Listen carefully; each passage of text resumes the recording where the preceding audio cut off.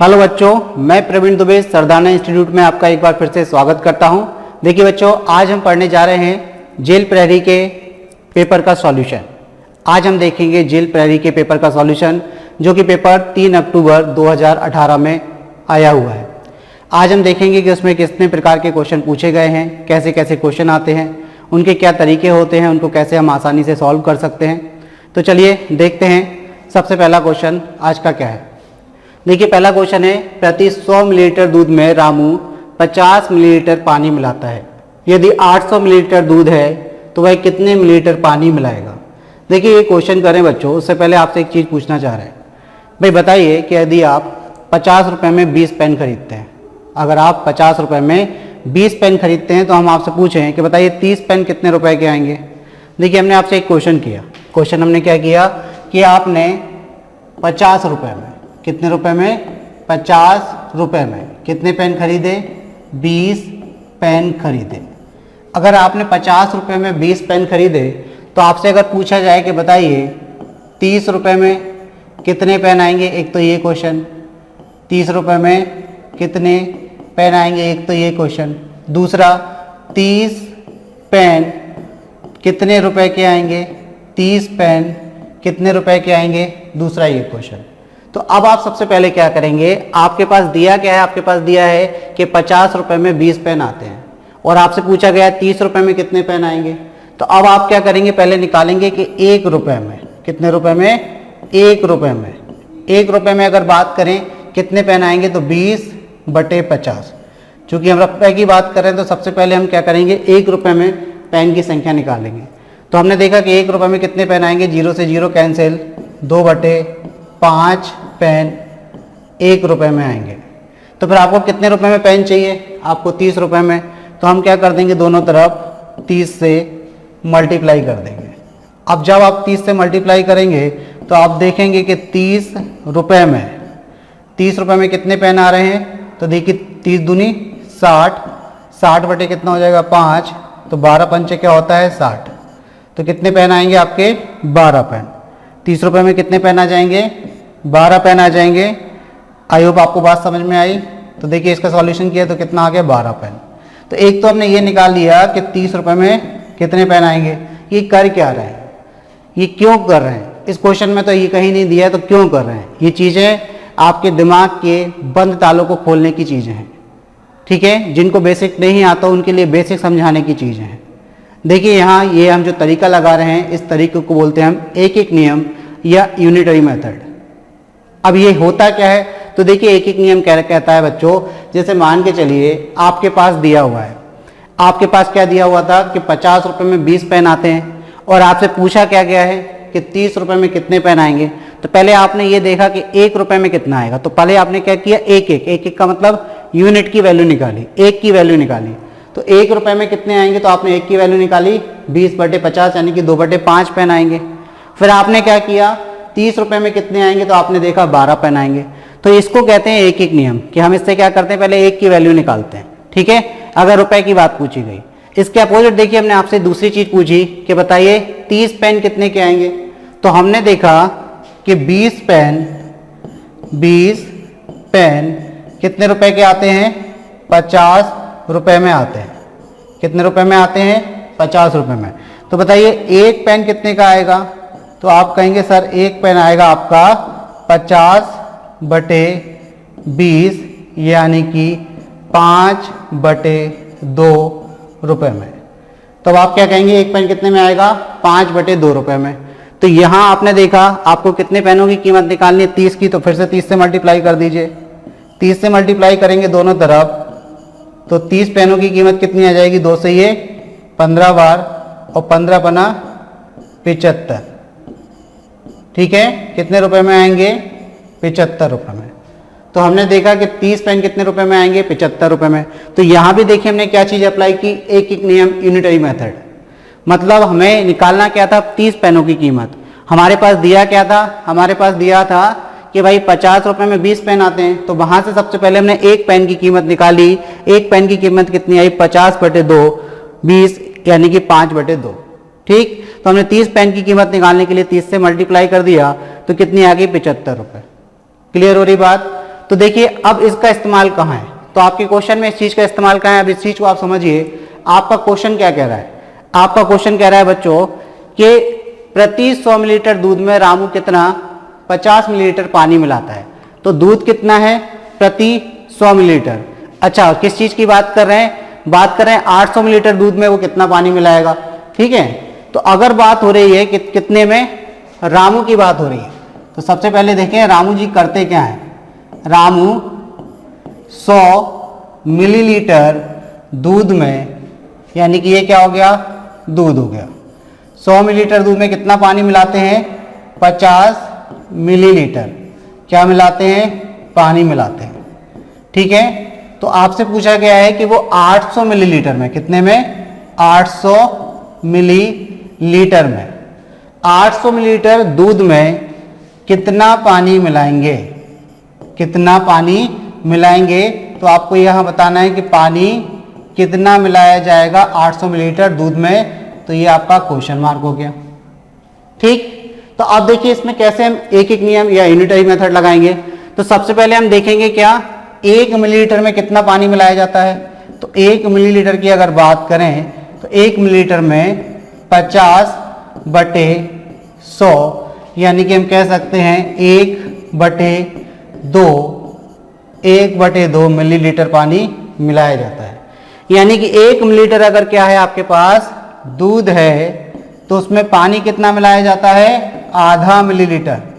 पानी कितना मिलाया जाता है, आधा मिलीलीटर। क्लियर हो रही बात। चलिए अब आप देखिए, तो हमसे क्या पूछा गया, हमसे पूछा गया 800 मिलीलीटर दूध में कितना पानी मिलाया जाएगा। तो अब हम क्या कर देंगे, दोनों तरफ 800 से मल्टीप्लाई कर देंगे, इधर भी और इधर भी। ठीक, तो अब देखिए 800 से मल्टीप्लाई किया तो यहाँ आ गया ये 800 मिलीलीटर। 800 मिलीलीटर में कितना पानी मिलाया जा रहा है, तो देखिए 1/2 को आप किससे गुणा करना था, 800 से। 800 से गुणा किया कितने बार कट गया भाई, ये 400 बार, यानी कि 400 मिलीलीटर क्या मिलाया जाएगा, पानी। यानी कि रामू क्या करता है, 800 मिलीलीटर में 400 मिलीलीटर पानी मिलाता है। कितना पानी मिलाता है, 400 मिलीलीटर। चलिए अब हम देख लेते हैं अपना ऑप्शन क्या है। तो चलिए ऑप्शन देख लीजिए बच्चों, ऑप्शन आपका दिया है सी। ठीक है, क्या ऑप्शन हो गया आपका, सी। आई होप आपको बात समझ आई। चलिए तो बच्चों नेक्स्ट क्वेश्चन देखते हैं। देखिए बच्चों अगला क्वेश्चन है 30 centimetre multiply 30 centimetre multiply 20 centimetre. ये मल्टीप्लाई नहीं है, ये एक्चुअल में क्या है, अगर 3 विमाएं, विमाएं मतलब होती है लंबाई चौड़ाई और ऊंचाई, तीनों मल्टीप्लीकेशन में लिखी है या गुणा में लिखी है, तो उसका मतलब क्या होता है कि वो एक आयतन है। ठीक है, तो ये लिखा है 30 centimetre into 30 centimetre into 20 centimetre आकार वाले गत्ते के एक बॉक्स में 4 centimetre multiply 3 centimetre multiply 1.5 centimetre आकार वाले माचिस के कितने डिब्बों को पैक किया जा सकता है। फिर आपके पास ऑप्शन है 500, 1000, 750 या 1100। देखिए क्वेश्चन बच्चों आपसे कह रहा है कि एक बड़ा सा बॉक्स है, जो बॉक्स है उसकी विमा क्या है। अगर हम उस बॉक्स की विमा की बात करें तो उसकी लंबाई कितनी है, तो लंबाई दी है 30 सेंटीमीटर। ठीक है, अगर हम चौड़ाई की बात करें वेट की बी, तो वो कितना दिया है आपको, वो भी 30 सेंटीमीटर बड़े वाले बॉक्स की। और अगर हम ऊंचाई की बात करें तो वो कितनी दी है आपको, 20 सेंटीमीटर। अब ये इतनी लंबाई चौड़ाई और ऊंचाई का जो बॉक्स है, इसमें बोलना है कि कितने माचिस के डिब्बे या बॉक्स रखे जा सकते हैं। आपने देखा होगा माचिस के बॉक्स छोटे छोटे से होते हैं, लेकिन जब वो पैक होके आते हैं तो ओवरऑल एक बड़े बॉक्स में पैक होके आते हैं। तो उस बॉक्स में कितने माचिस के डिब्बे आएंगे, आप ये कैसे काउंट करेंगे। तो देखिए जब भी आपको किसी एक चीज के अंदर दूसरी चीज को रखना हो, तो अब आप क्या करेंगे, जो बड़ी वाली चीज है उसके आयतन में छोटे वाली चीज के आयतन से भाग दे देते हैं। क्या करेंगे, बड़ी वाली चीज में छोटी वाली, मतलब बड़ी वाली जो चीज है उसके आयतन में छोटी वाली चीज के आयतन से भाग दे देंगे। जैसे हम बात करें तो यहाँ पर बड़ी वाली चीज क्या है, गत्ते का बॉक्स। क्या है यहाँ पर, गत्ते का एक बॉक्स है, तो ये बड़ा वाला बॉक्स है। अब इसमें आपको रखना क्या है, इसमें आपको रखने माचिस के डिब्बों को। अब माचिस के जो डिब्बे रखने हैं वो भी आप एक छोटा सा बॉक्स है। अब चूंकि यहाँ पर बात हो रही है किसकी, लंबाई चौड़ाई और ऊंचाई की, जहां लंबाई चौड़ाई और ऊंचाई आ जाती है तो पहले तो ये चीज समझ लीजिए कि वो क्या होता है, 3 डायमेंशनल आकृति होती है, मतलब त्रिविमीय आकृति होती है। तो उसका आयतन कैसे निकाला जाता है, लंबाई गुणा चौड़ाई गुणा ऊंचाई का मल्टीप्लाई कर देते हैं, यानी कि L into B into H क्या होता है, आयतन होता है। तो यहां पर देखिए ऑलरेडी आपको करके दिया है सबसे पहली चीज, ठीक।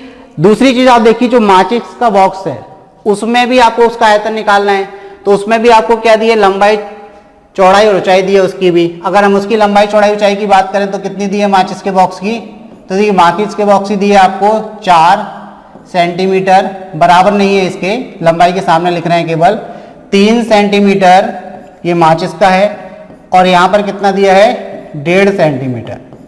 ये हम बात कर रहे हैं किसकी, माचिस की। तो माचिस के बॉक्स की लंबाई चौड़ाई ऊंचाई आपके पास कितनी है, 4, 3 और 1.5 सेंटीमीटर। जबकि जो गत्ते का बॉक्स है उसकी लंबाई चौड़ाई कितनी है, 30, 20 और 30 सेंटीमीटर, ठीक है ना। ये आपको क्या दी है, लंबाई चौड़ाई और ऊंचाई दी है। तो हमने क्या बताया कि जब आपको एक बड़े बॉक्स में एक छोटे बॉक्स को रखना है और उनकी नंबर निकालना है कि कितने नंबर होंगे, तो बड़े बॉक्स के आयतन में आप छोटे बॉक्स के आयतन से क्या कर देंगे, भाग दे देंगे, डिवाइड कर देंगे। तो अब यहां पर आप चीज समझिए कि आयतन कैसे निकलता है, जहां लंबाई चौड़ाई ऊंचाई आ जाती है तो उनका गुणनफल ही क्या होता है, आयतन होता है। आयतन क्या होता है, तो अगर हम आयतन की बात करें, यहां पर क्या बन रहा है, लंबाई चौड़ाई ऊंचाई, तो लंबाई चौड़ाई इंटू ऊंचाई, ये जो आयतन होता है ये घनाभ का आयतन होता है। ये किसका आयतन होता है, घनाभ का, जिसको इंग्लिश में क्यूबॉइड बोलते हैं। क्या बोलते हैं, क्यूबॉइड। तो ये वॉल्यूम किसका है, वॉल्यूम ऑफ क्यूबॉइड। अगर हम आयतन की बात करें तो आयतन इंग्लिश में क्या कहलाता है, वॉल्यूम कहलाता है। ये हमने सारी बातें जान ली इसके बारे में, ठीक। और हम ये भी समझ गए कि हमें क्या करना है, गत्ते के बॉक्स के आयतन में जो माचिस का बॉक्स है उसके आयतन से भाग लगाना है, तो क्या निकल आएगी, डिब्बों को पैक किया जा सकता है, कितने डिब्बों को, तो नंबर ऑफ बॉक्स आ जाएगा माचिस का। तो हम कैसे निकालेंगे, नंबर ऑफ बॉक्सेस कैसे निकलेगा भाई, तो ये हम क्या करेंगे, वॉल्यूम को डिवाइड कर देंगे, वॉल्यूम ऑफ किसका बॉक्स, बड़ा वाला बॉक्स, बिग बॉक्स लिख ले रहे हैं यहां पर, समझ लेना इस चीज को, big box divided by volume of small box. यानी कि अगर बड़े डिब्बे के आयतन को छोटे डिब्बे के आयतन से भाग दे दिया जाए तो क्या आ जाएगा, हमारे पास माचिस के डिब्बों की संख्या आ जाएगी। ये बात क्लियर है। तो चलिए अब हम क्या करते हैं, भाग देते हैं। तो यहां पर देखिए सबसे पहली चीज आपको 2 चीजें और ध्यान रखनी है। एक चीज तो ये कि सारे मल्टीप्लाई में है तो आप मल्टीप्लाई मत करना, मतलब आप ऐसा मत कर देना 30 इंटू 30 इंटू 20 कर दें, ये अननेसेसरी आपका क्या करेगा, समय खराब करेगा एग्जाम में, ठीक है। और यहाँ भी आपको 4 इंटू 3 इंटू 1.5 नहीं करना है, क्योंकि जब आप आयतन को आयतन से भाग देंगे तो वहां चीजें कटेंगी, डिवाइड होंगी तो कटेंगी, तो आपकी कैलकुलेशन वैसे ही ईजी हो जाएगी। दूसरी चीज आपको क्या ध्यान में रखनी है कि यहाँ पर देखो यूनिट सेंटीमीटर में, ये भी सेंटीमीटर में, ये भी सेंटीमीटर में, और जो छोटा बॉक्स है उसमें भी सेंटीमीटर, सेंटीमीटर और सेंटीमीटर में। अगर इनकेस अगर ये सेंटीमीटर में नहीं होती, किसी और यूनिट में होती, तो पहले आपको क्या करना पड़ता, यूनिट समान बनानी रहती। तो इन चीजों को आपको ध्यान में रखना है। तो चलिए अब हम क्या करेंगे, 30 इंटू 30 इंटू 20 डिवाइड बाय क्या करेंगे, 4 इंटू 3 इंटू 1.5। चलिए दशमलव हटा देंगे तो क्या चला जाएगा ऊपर, 0। अब आप देखिए 4 से तो कट गया 5 बार, ठीक है, तो 50 आ गया। 15 से कट गया 2 बार, 3 से कट गया 10 बार, तो 50 दूनी कितना हो गया, 100। 100 में एक 0 लगा देंगे तो कितना हो जाएगा, 1000।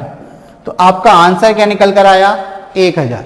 यानी कि बड़े बॉक्स के डिब्बे में जिसकी बीमा आपको कितनी दी थी, 30 और 20 दी थी, उसमें छोटे माचिस के डिब्बे जिनकी बीमा कितनी दी आपको, 4, 3 और 1.5 दी, कितने बॉक्स बन जाएंगे, तो ओवरऑल 1000 बॉक्स यानी कि माचिस की डिब्बी रख जाएंगे। क्लियर। चलिए अगला क्वेश्चन देखते हैं बच्चों।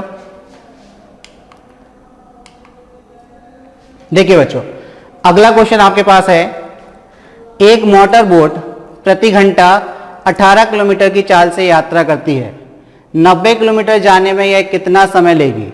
ठीक है, 90 किलोमीटर जाने में यह कितना समय लेगी?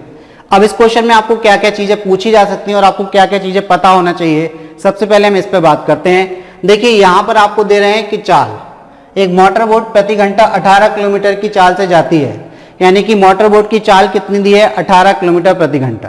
ठीक, दूसरी चीज आपसे क्या पूछी गई है कि 90 किलोमीटर जाने में यह कितना समय लेगी? तो इसके लिए हमारे पास क्या पता होना चाहिए? हमें पता होना चाहिए चाल बराबर क्या होता है? दूरी बटे समय। चाल बराबर क्या होता है? दूरी बटे समय। तो हमें ये चीज पता होना चाहिए। अब इस फॉर्मूले में देखिए 3 वेरिएबल होते हैं। 3 वेरिएबल का मतलब एक दूरी होती है, एक समय होता है, एक चाल होता है। तो कोई भी 2 चीजें आपको दी रहेंगी, तीसरी चीज आपसे पूछी जाएगी। तो चलिए अगर बात करें तो कैसे कैसे पूछ सकते हैं। तो पहला तो यही पूछ सकते हैं आपसे कि भाई चाल आपको पूछ लें, दूरी और समय दे दें। दूसरी चीज अगर आपसे क्या पूछ लें? दूरी पूछ लें। तो आप दूरी कैसे निकालेंगे? तो दूरी देखिए, दूरी बराबर क्या होगा? चाल और उसका गुणा किससे हो जाएगा? समय से। दूरी बराबर क्या होगा? चाल गुणा समय, यानी कि हम कह सकते हैं डिस्टेंस इक्वल टू क्या होगा? Speed into time.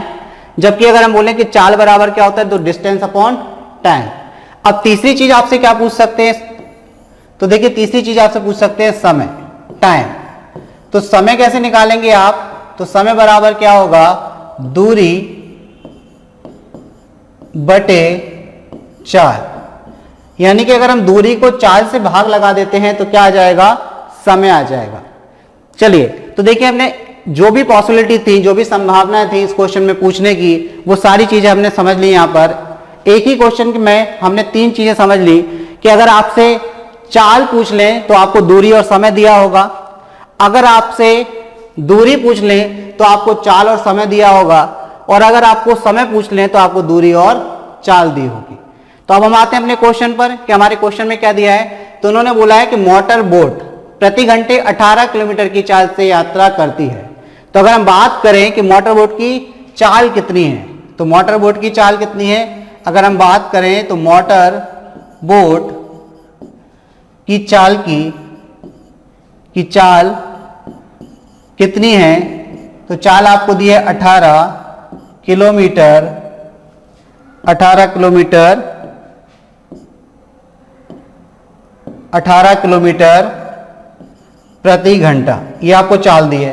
अब आपसे पूछा क्या गया है? आपसे पूछा गया है कि 90 किलोमीटर की दूरी जाने में, 90 किलोमीटर की दूरी जाने में वो समय कितना लेगी।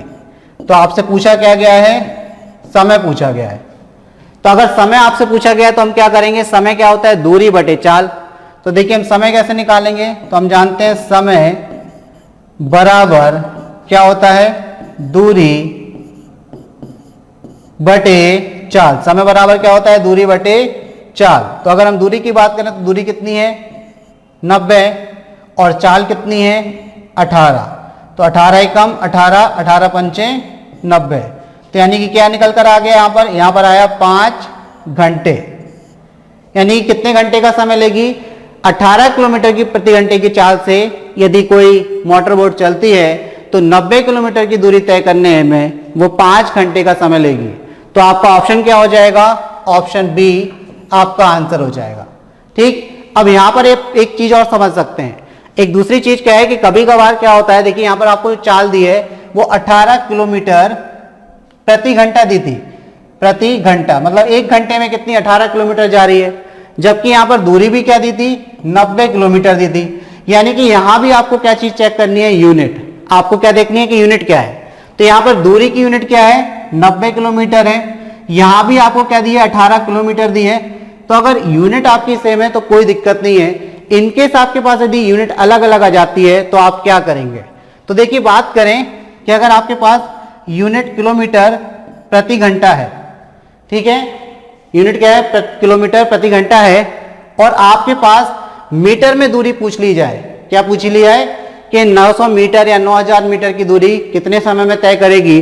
तो उस केस में आपको दूरी यानी कि जो चाल है आपकी किलोमीटर प्रति घंटा, उसको आपको किस में बदलना पड़ेगा, मीटर प्रति सेकंड में, मीटर प्रति सेकंड में। तो किलोमीटर प्रति घंटा एक बड़ी यूनिट होती है और मीटर प्रति सेकंड एक छोटी यूनिट होती है। देखिए अब आपको जो भी कंफ्यूजन रहता होगा कि किससे मल्टीप्लाई करें, 5/18 से कि 18/5 से, आज के बाद आपको कंफ्यूजन नहीं रहेगा। क्यों नहीं रहेगा, देखिए किलोमीटर प्रति घंटा बड़ी यूनिट, मीटर प्रति सेकंड छोटी यूनिट। हम बड़ी यूनिट को किस में बदलने जा रहे हैं, छोटी यूनिट में। अब आप बताइए कि 5/18 जो है वो छोटा होगा कि बड़ा होगा। 5/18 की यदि हम बात करें बच्चों, तो 5/18 छोटा होगा कि बड़ा होगा, आप ये बताइए किसके कंपैरिजन में। तो अगर हम 5/18 की बात करें तो 18/5 के कंपैरिजन में, ठीक है। देखिए 5/18 एक दशमलव में वैल्यू आएगी, जबकि 18/5 3.6 होता है, यानी कि ये दशमलव से बड़ी वैल्यू है। तो अगर आपको बड़ी यूनिट को छोटी यूनिट में बदलना है तो ध्यान रखना आपको किससे मल्टीप्लाई करना पड़ेगा, छोटे से, 5/18 से। क्लियर हो रही बात। तो हमने एक चीज समझी यहां पर कि अगर आपको बड़ी यूनिट को छोटी यूनिट में बदलना है तो आप क्या करेंगे, 5/18 से गुणा करेंगे। तो जैसे अगर आपको किलोमीटर प्रति घंटा को किस में बदलना था, मीटर प्रति सेकंड में बदलना है, तो आपको क्या करना है, 5/18 से गुणा कर देना है, ठीक है। बड़े से छोटे में बदलना है, जिसमें बदलना है उसी से गुणा करना है, मतलब छोटे में बदलना है तो छोटे से गुणा कर देना है, याद करने का तरीका। और अगर इसके विपरीत आपसे पूछा जाए कि मीटर प्रति सेकंड को आपको किलोमीटर प्रति घंटे में बदलना है, तो अब आप क्या करेंगे, आप 18/5 से गुणा कर देंगे, ठीक है। यहां 5/18 से गुणा करना था, या 18/5 से गुणा कर देंगे। जैसे आपसे एक क्वेश्चन पूछ लिया कि 36 किलोमीटर प्रति घंटे को किस में बदलना है, आपको बदलना है मीटर प्रति सेकंड में। 36 किलोमीटर प्रति घंटे को आपको मीटर प्रति सेकंड में बदलना है, तो आप क्या करेंगे, 36 गुणा क्या कर देंगे, 5/18। तो 18 दूनी क्या हो जाएगा, 36, और 5 दूनी कितना हो जाएगा, 10। तो ये क्या आ जाएगा, मीटर प्रति सेकंड। इसको हम ऐसे भी कह सकते हैं बच्चों कि एक लड़का यदि 36 किलोमीटर प्रति घंटे की चाल से दौड़ता है तो उसकी चाल मीटर प्रति सेकंड में क्या होगी, तो उसकी चाल मीटर प्रति सेकंड में 10 मीटर प्रति सेकंड होगी। मतलब वो एक सेकंड में 10 मीटर दौड़ जाएगा, ठीक है। मतलब उसेन बोल्ट से भी बहुत आगे, बहुत बहुत आगे। चलिए अगर हम बात करें इसके विपरीत कि अगर आपको दे दिया हमने 50 मीटर प्रति सेकंड को किस में बदलना है, किलोमीटर प्रति घंटे में बदलना है।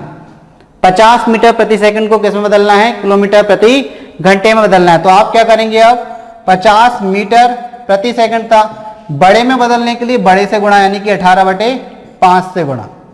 बड़े में बदलने के लिए क्या करना है, बड़े से गुणा, यानी कि 18/5 से गुणा।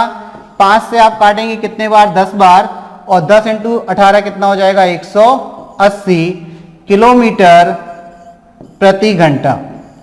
यानी कि अगर आपके पास क्वेश्चन इस तरीके से आ गया कि एक धावक 50 मीटर प्रति सेकंड की चाल से, 50 मीटर प्रति सेकंड की चाल से दौड़ता है, तो उसकी चाल किलोमीटर प्रति घंटे में क्या है, तो आप बोल देंगे भाई हमने 18/5 से गुणा किया तो 180 किलोमीटर प्रति घंटे की चाल से वो दौड़ेगा।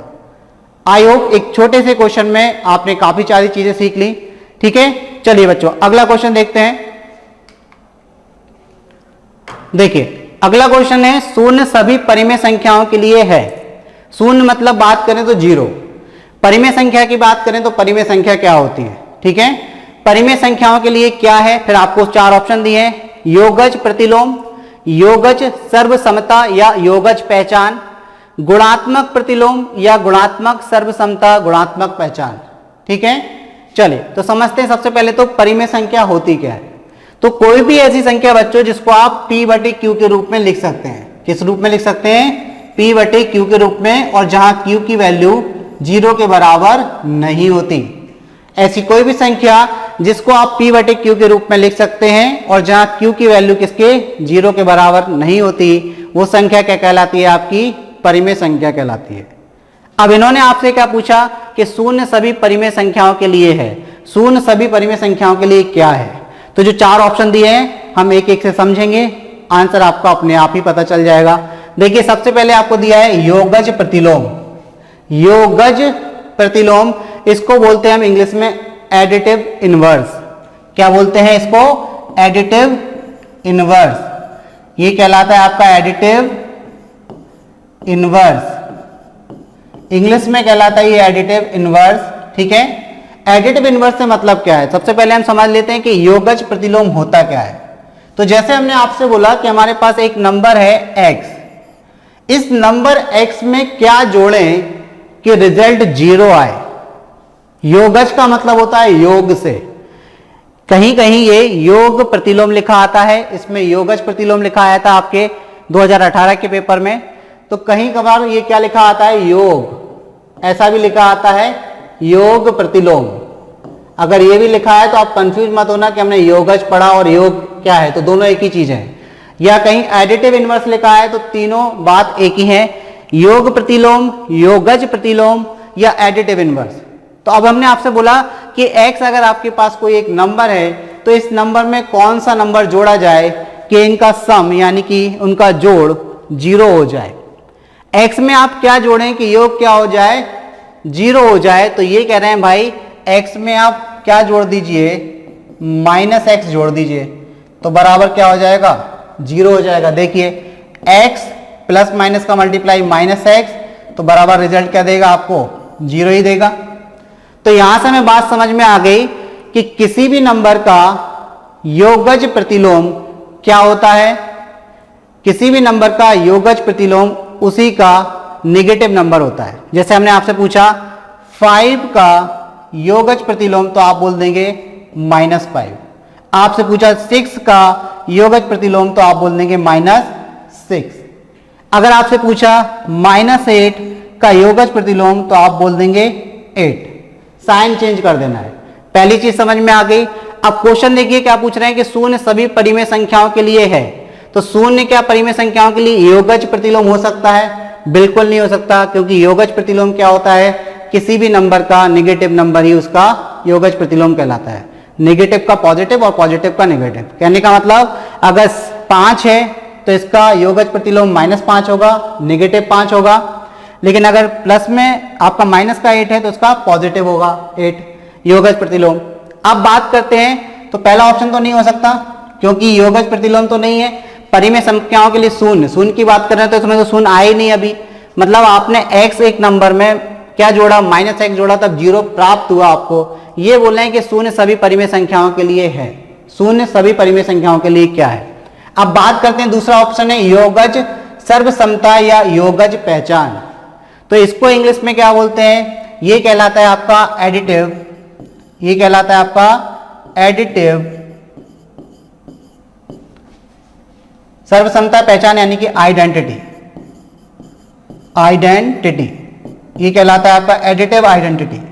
ठीक है, यदि आपके पास कहीं एडिटिव आइडेंटिटी लिखा है या योगज सर्वसमता लिखा है या योगज पहचान लिखा है या योग सर्वसमता लिखा है, तो सारे के सारे शब्द कैसे हैं? बराबर है। ठीक है, तो ये तो हमने समझ लिया अब शब्दों को। अब योगज सर्वसमता होती क्या है? तो हमने आपको बोला कि अगर कोई नंबर x है, इसमें क्या जोड़ें कि आपको x ही मिले। तो बताइए आप x में क्या जोड़ेंगे? 0। क्या जोड़ेंगे? 0, तो आपको क्या मिलेगा?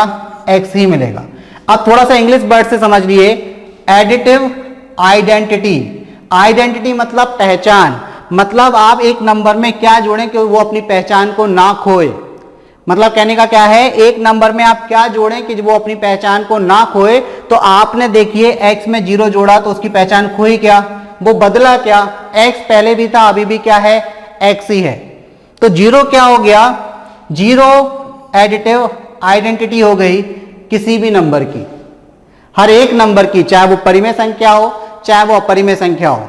कोई भी संख्या हो, अगर आप उसमें 0 जोड़ेंगे तो आपको वो संख्या ही रिजल्ट के रूप में मिल जाएगी।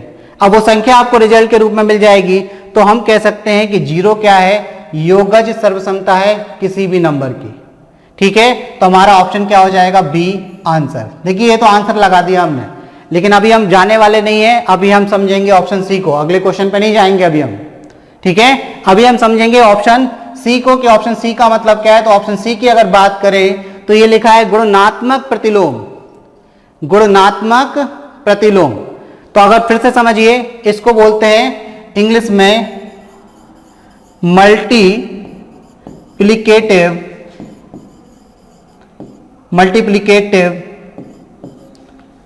प्रतिलोम, मतलब इनवर्स, ठीक है, इनवर्स, मल्टीप्लिकेटिव इनवर्स। तो ये थर्ड जो हमारा है सी, ये क्या कहलाता है, ये कहलाता है मल्टीप्लिकेटिव इनवर्स, ठीक है, मल्टीप्लिकेटिव इनवर्स या गुणात्मक प्रतिलोम, या एक शब्द और भी है इसके लिए, गुणात्मक प्रतिलोम।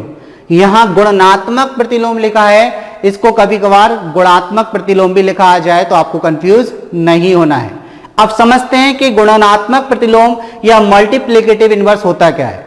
तो अगर हमने आपसे पूछा, बोला कि आपके पास एक नंबर है p, तो इस नंबर p को कौन से नंबर से मल्टीप्लाई करें, इस नंबर p को कौन से नंबर से मल्टीप्लाई करें जिससे कि हमें रिजल्ट 1 मिले, क्या मिले, रिजल्ट 1 मिले।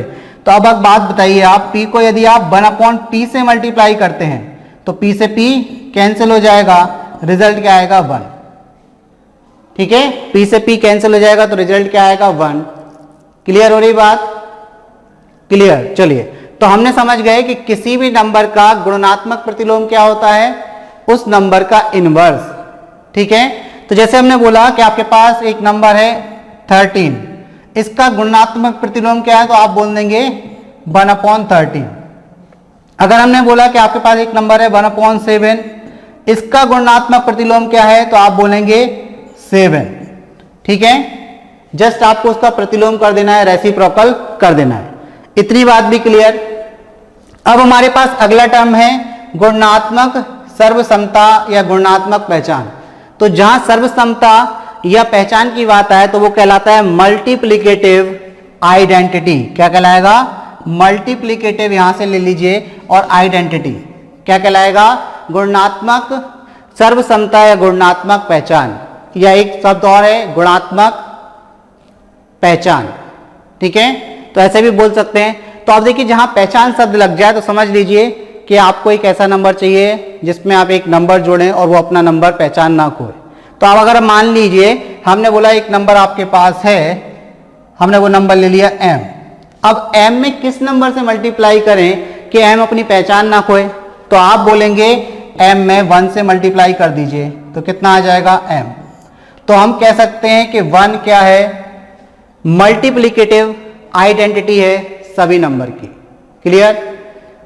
चलिए, तो देखिए यहां से कंक्लूजन क्या निकला, यहां से कंक्लूजन ये निकला कि योगज पहचान किसी भी नंबर की, चाहे वो परिमेय संख्या हो, कोई भी संख्या हो, उसकी योगज पहचान 0 होती है, और किसी भी नंबर की गुणात्मक सर्वसमता या गुणात्मक पहचान 1 होती है। क्लियर। चलिए अब बढ़ते हैं अगले क्वेश्चन की तरफ।